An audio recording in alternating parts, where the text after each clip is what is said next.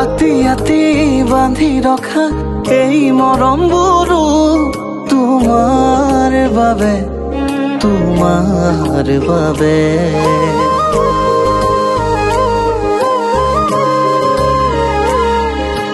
আকি আকি বুকুত থোৱা এই আবেগৰে ৰং তোমাৰ বাবে তোমাৰ বাবে আতি আতি বান্ধি ৰখা এই মৰমবোৰো তোমাৰ বাবে তোমাৰ বাবে আকি আকি বুকুত থোৱা এই আবেগৰে ৰং তোমাৰ বাবে তোমাৰ বাবে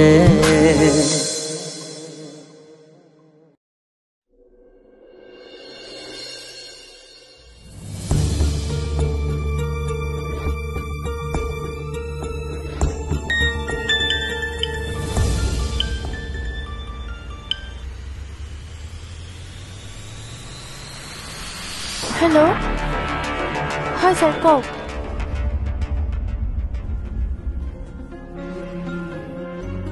কি কলে ভগৱানক অশেষ ধন্যবাদ স্যাৰ আপোনাৰ এই কামৰ বাবে আমি সদায় কৃতজ্ঞ হৈ ৰম আমিতো বিচাৰিয়ে আছিলো দুখী শাস্তি পাওক বুলি থ্যাংক ইউ স্যাৰ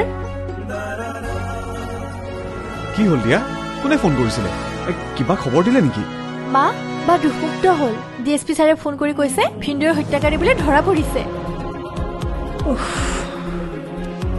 হে ভগৱান তুমি সকলো কৰ্মকৰ্তা এতিয়া দেউতাৰ আৰু অনু শৰীৰে ঘৰলৈ ঘূৰি আহিলে হ'ল আৰু আহিব খুৰী নিশ্চয় আহিব মাত্ৰ আমি কিছু ধৈৰ্য ধৰিলেই হ'ল কিন্তু ৰাজৰ হত্যাকাৰী কোন কৈছিলে নেকি পুলিচজনে নাই কোৱা মা তেখেতে এতিয়া এৰেষ্ট কৰিবলৈ যাবলৈ লৈছে তেওঁ ঘূৰি আহি ক'ব তেনেহলে খবৰটো পালেহে আমি থানালৈ যোৱাটো ভাল হ'ব নিশ্চয় যাম মা এতিয়া অন্তত তুমি অকমান চিন্তামুক্ত হ'ব পাৰিবা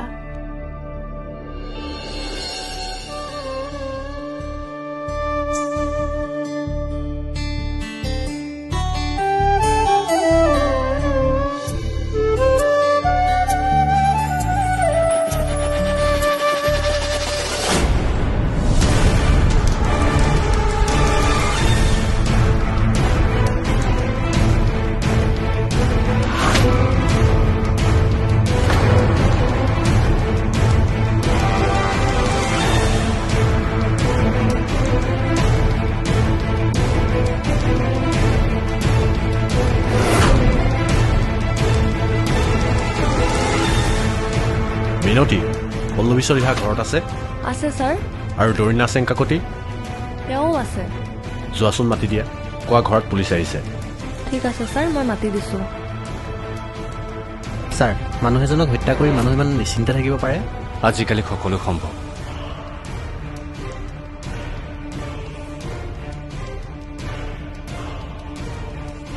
কওকচোন মিষ্টাৰ দখৰাজ কি সকামত বা এই ভৰদুপৰীয়াখন আহি ওলালহি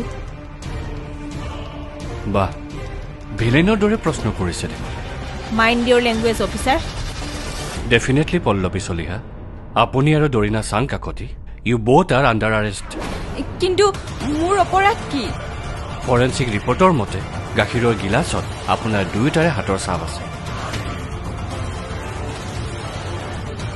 গতিকে দুয়ো এতিয়া থানালৈ যাব লাগিব স্যাৰ আপোনাৰ কিবা ভুল হৈছে নেকি মোৰ বাইদেউ আৰু ভতিজাজনী এই কামত লিপ্ত নহয় মোৰ দৃঢ় বিশ্বাস স্যাৰ আমাৰ ছাৰে বিনা প্ৰমাণ অবিহনে কাকো এৰেষ্ট নকৰে চাওক আপুনি সন্দেহৰ বশৱৰ্তী হৈ আমাক এৰেষ্ট কৰিবলৈ আহিছে আৰু আপোনাৰ মটিভটো মই ভালদৰে জানো বাৰু আপোনাৰ হাতত এৰেষ্ট ৱাৰেণ্ট আছেনে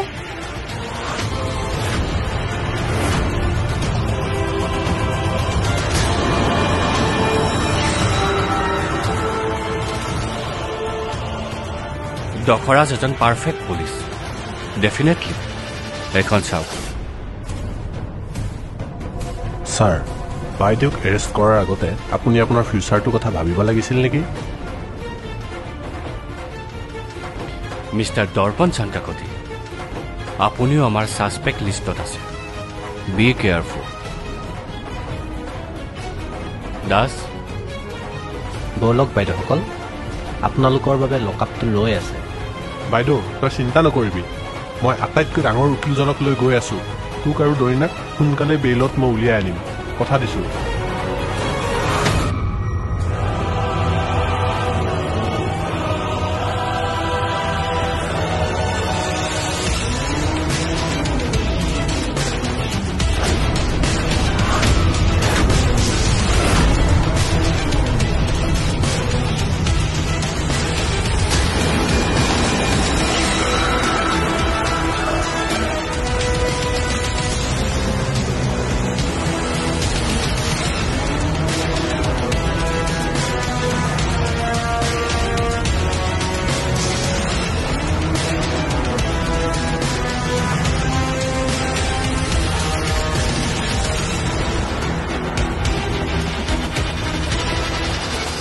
আজিৰ এটা গুৰুত্বপূৰ্ণ খবৰ।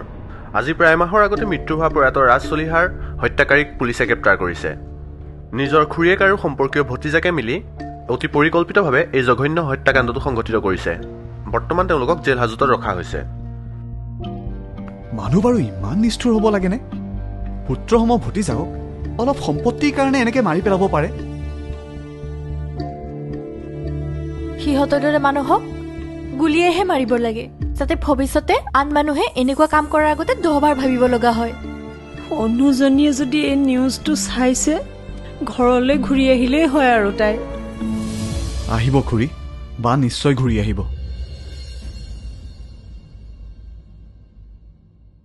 মিছেছ পল্লৱী চলিহা, আজি আপুনি কোনটো চৰিত্ৰত অভিনয় কৰিব?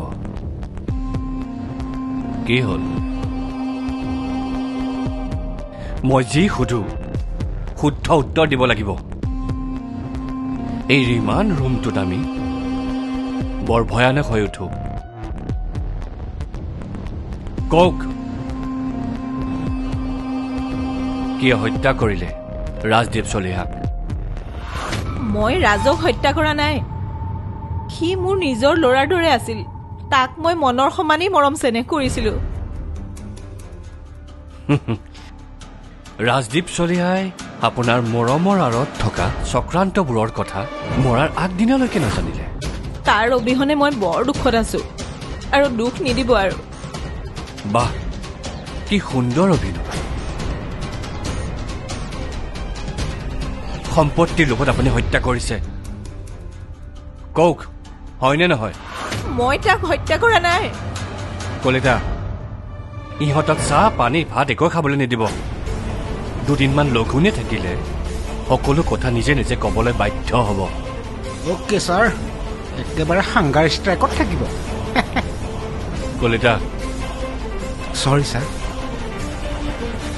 বাৰু কোৱাচোন মিছ দৰিনা চাংকাকতি, পেহীৰ লগত মিলি ৰাজদীপ চলিহাক কিয় হত্যা কৰিলা? মই আপোনাক আগতে কৈছোঁ, এই হত্যাকাণ্ডৰ লগত মই জড়িত নহয়। গ্লাছটো বৌহঁতৰ ৰুমত ময়ে থৈছিলোঁ, কিন্তু এই হত্যাকাণ্ডৰ লগত মই জড়িত একেবাৰে নহয়। আপোনাৰ পেহী হয়? মোৰ পেহী খঙাল হ'ব পাৰে, কিন্তু কাৰোবাক হত্যা কৰিব নোৱাৰে।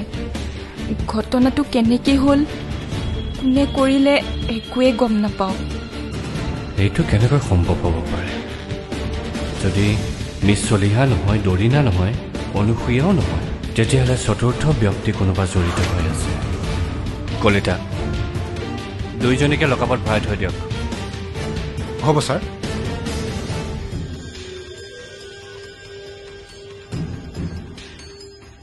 অনিতা, দুয়োগৰাকীকে চাবা আকৌ, বৰ চালাক। মই আহি আছোঁ।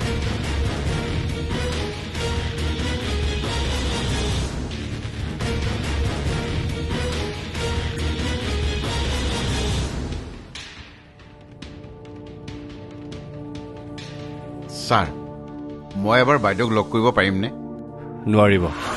ছাৰ চাওক, মোৰ বাইদেউ ডায়েবেটিছ আৰু প্ৰেছাৰ পেচেণ্ট। সময়মতে খাব নাপালে বহুত প্ৰব্লেম হয় ছাৰ, আৰু প্ৰেছাৰৰ টেবলেটো খাব লাগে।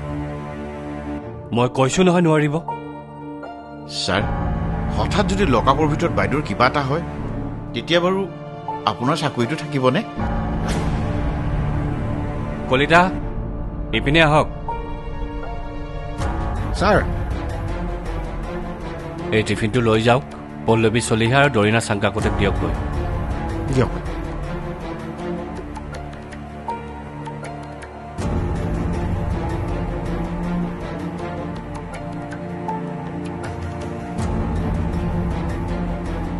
আৰু কি হ'ল?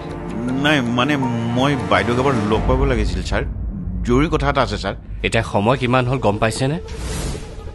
কাইলৈ আহিব। ছাৰ চাওকচোন, মোৰ মৰমৰ ভাগিনটো ঢুকাল। ভাগিনজনী বাংগালোৰত আছে, আৰু মন ভাগিনকটো জানেই কিমান ব্যস্ত হৈ আছে। মই মানে ছাৰ বাইদেউ নহ'লে 1 মিনিটো ঘৰত থাকিব নোৱাৰোঁ ছাৰ। ছাৰ মোক এবাৰ বাইদেউক লগ কৰিব দিয়কচোন। তেনেহ'লে আপোনাকো বাইদেউৰ লগত লকআপত ভৰাই থওঁ। নেলাগে ছাৰ, মই কাইলৈ আহিম ছাৰ, মই কাইলৈ আহিম। কলিতা, ছাৰ মাতিছিলে? খাবলৈ দিলেনে? দিলোঁ ছাৰ, তেওঁলোক দুয়োগৰাকীয়ে খাইছে। আজি আপুনি নাইট ডিউটিটো কৰিব লাগিব। কিন্তু ছাৰ। কোনো কিন্তু নাই, আজি এজন মানুহ বেছি লাগিব। মই যাওঁ।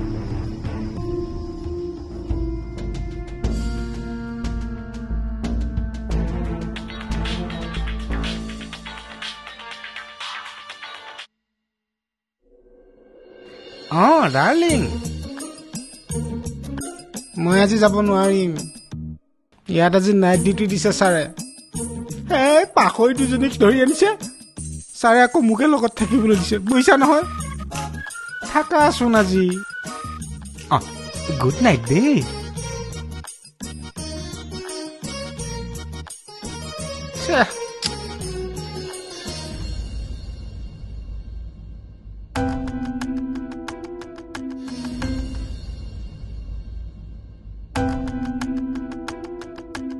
ভাগিন, তুমি মোক মাতিছিলা? মামা মাতিছিলোঁ। মামা, মই এদিন ঘৰত নাথাকোঁতে ইমান ডাঙৰ ঘটনা এটা হৈ গ'ল, আৰু তুমি মোক ফোন এটা কৰি খবৰ এটা নিদিলা। মই তোমাক কল কৰিছিলোঁ ভাগিন, কিন্তু নট ৰিচিভেবল পালোঁ যে মই কি কৰিম। ঠিক আছে বাৰু, এতিয়া তুমি কোনোবা উকিলৰ লগত কথা পাতিছানে? মই আমাৰ এই সত্যেন খাৰঘৰীয়াৰ লগত কথা পাতিছোঁ। তেওঁ আজি দুপৰীয়া 12মান বজাত সকলোখিনি ফৰ্মেলিটিজ পূৰা কৰিব, কোৰ্টত বেইলৰ কাৰণে এপ্লাই কৰিব। মামা, কালি তুমি থানালৈ গৈছিলানে? গৈছিলোঁ। ৰাতিকৈ ভাত পানী দি থৈ আহিছোঁ। তেনেহ'লে ব'লাচোন, থানাৰ পৰা আহোঁগৈ, আৰু তাৰ পৰাই বাহিৰে বাহিৰে আমি কোৰ্টলৈ যাম। ভাগিন, মই কিন্তু বাইদেউক এনেকুৱা অৱস্থাত দেখি থাকিব নোৱাৰোঁ। তুমি আজি ডাইৰেক্টলি গৈ মেজিষ্ট্ৰেটক লগ কৰিবা। মই বৰ দুখ পাইছোঁ জানানে। এনেকৈ সম্ভ্ৰান্ত মহিলা এগৰাকীক এনেদৰে সন্দেহৰ ভিত্তিত এৰেষ্ট কৰিব নোৱাৰে নহয়, আইন আছে। মামা, তুমি প্লিজ অলপ ধৈৰ্য ধৰাচোন। পুলিচৰ কাম কৰিব দিয়া, আইন আছে নহয়। আৰু মামা, আমি আইনৰ সহায়ত দৰিনা আৰু মাক উলিয়াই আনিম। মামা, এতিয়া ব'লা।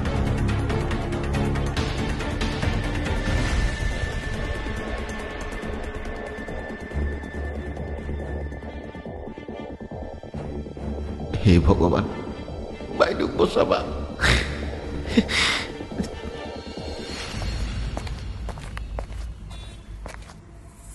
দাদা, মোকে কৈছেনে? হয় হয়, আপোনাকে মাতিছোঁ। মোক চিনি পাইছেনে? অনুসূয়া কাশ্যপৰ ভনীয়েক। বাৰু কোৱাচোন। মানে পল্লৱী চলিহা আৰু দৰিনা চাংকাকতিৰ মুখেদি সঁচা কথা ওলালনে বাৰু? বৰ ডেঞ্জাৰাছ বস্তু দেই দুইজনী। নাৰ বাদে হাঁহ খোৱাই নাই। কিন্তু আমাৰ ছাৰৰ যিহে টৰ্চাৰ, বেছিদিন মুখ নুখুলি থাকিব নোৱাৰে। সিহঁত দুটাই সোনকালে শাস্তি পালেহে আমি শান্তি পাম। ছাৰে যিকেইটাহে ধাৰা লগাব, চিৰদিন জেলত অথবা মৃত্যুদণ্ড। টেনশ্যন নল'বা, যোৱা গৈ থাকা। বাৰু আহা।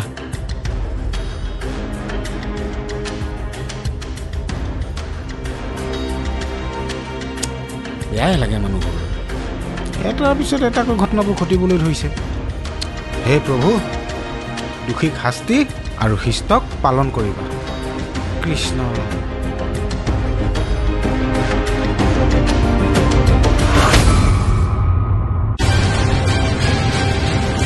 অফিচাৰ, আপুনি কোনো স্পেচিফিক প্ৰমাণ নোহোৱাকৈ মাক এৰেষ্ট কৰি লৈ আহিলে কিয়? আমাৰ কাম হ'ল ছাছপেক্টৰ ৰিমেইন লৈ ইণ্ট্ৰগেশ্যন কৰি প্ৰকৃত কাল্পিতক বিচাৰি ওলোৱা। কিন্তু বাইদেউ আৰু দৰিনা নিৰ্দোষী। প্ৰকৃততে যিয়ে হত্যা কৰিছে তেওঁ আজি নিৰুদ্দেশ নহয়, পলাইছে। আৰু আপুনি নিৰ্দোষী মানুহক মাতি আনি ইয়াত হাৰাশাস্তি কৰিছে। চাওক ছাৰ, মই আপোনাৰ এগেইনষ্টত হিউমেন ৰাইটছ কমিশ্যনত কমপ্লেইন কৰিম। মামা প্লিজ, তুমি অকণমান মনে মনে থাকাচোন। অফিচাৰ, আপুনি সঁচাকৈ ভাবেনে যে মা আৰু দৰিনাই এই হত্যাটো কৰিছে বুলি? মই কি ভাবোঁ সেইটো ডাঙৰ কথা নহয়। লয়াৰৰ লগত কনচাল্ট কৰি বেলৰ ব্যৱস্থা কৰক। সেয়া মই ইতিমধ্যে কৰিছোঁ। বাৰু অফিচাৰ, মই মা আৰু দৰিনাক এবাৰ লগ ধৰিব পাৰিম? Sure, why not. Kalita sir, এখেতসকলক মিছেছ চলিহাৰ ওচৰলৈ লৈ যাওক। আহক।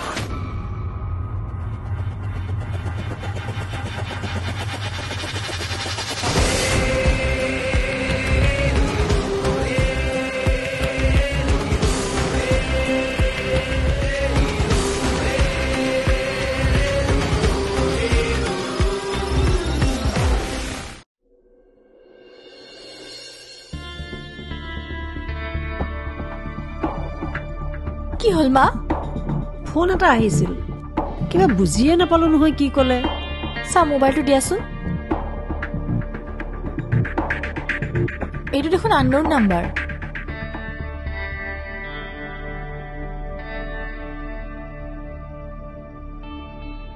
ফোনটো লগা নাই, নট ৰিচেবল বুলি কৈ আছে। কি কৈছিল তুমি ভালকৈ মনত কৰাচোন। এই কিবা আপনেডেৰ মে বুলি ক'লে, বুজি চুজি নাপালো, কিবা কাটি দিলো। দিয়া খুৰী। ৰক্তিম, এটা আননোন নাম্বাৰৰ পৰা ফোন আহিছিল মালৈ। মায়ে সেইফালৰ পৰা কি ক'লে একো বুজিয়ে নাপালে। মই ফোন মাৰিছিলোঁ, নট ৰিচেবল বুলি কৈছে। নাম্বাৰটো তুমি ট্ৰু কলাৰত চাইছিলানে? অঁ, BHPL বুলি কৈছে।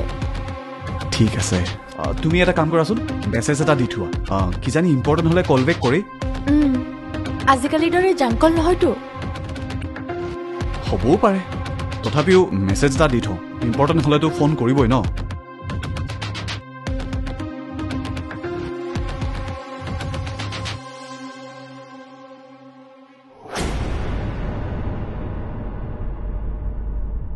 মা, মন তই আহিলি, মোক ইয়াৰ পৰা সোনকালে নিয়াৰ ব্যৱস্থা কৰ। আমাৰ দুইজনীকে ইয়াৰ পৰা লৈ যাও। মা মই আহিলো নহয়, তুমি একো চিন্তা কৰিব নালাগে। নেকানিবা মা। আমি এতিয়া ডাইৰেক্ট কোৰ্টলৈ যাম। দৰিনা, তয়ো চিন্তা নকৰিবি। মা নেকানিবাচোন। মা, গিলাচটোত আঙুলি চাপ কাৰ কাৰ আহিছিলে কিবা জানা নেকি? মন, বাইদেৱে কেনেকৈ গম পাব? সেই গ্লাছটোত 4জনৰ হাতৰ চাপ আছিল, ৰাজ, অনু, দৰিনা আৰু বাইদেউ। এই কুলক্ষণীজনী নিজে পলাই গৈ আমাক সকলোকে বিপদত পেলাইছে। মই বৌক ইমান ভাল পাইছিলোঁ, ইমান সন্মান কৰিছিলোঁ, কিন্তু বৌ যে ইমান ঠগবাজ সেইটো কথা মই ভবাই নাছিলোঁ। মই তোক আৰু মনক এইবোৰ কথা কৈয়ে আছিলো, তহঁতিহে মোৰ কথাবোৰ শুনি বেয়া পা। হ'ব, এতিয়া এইবিলাক কথা পাতি একো লাভ নাই।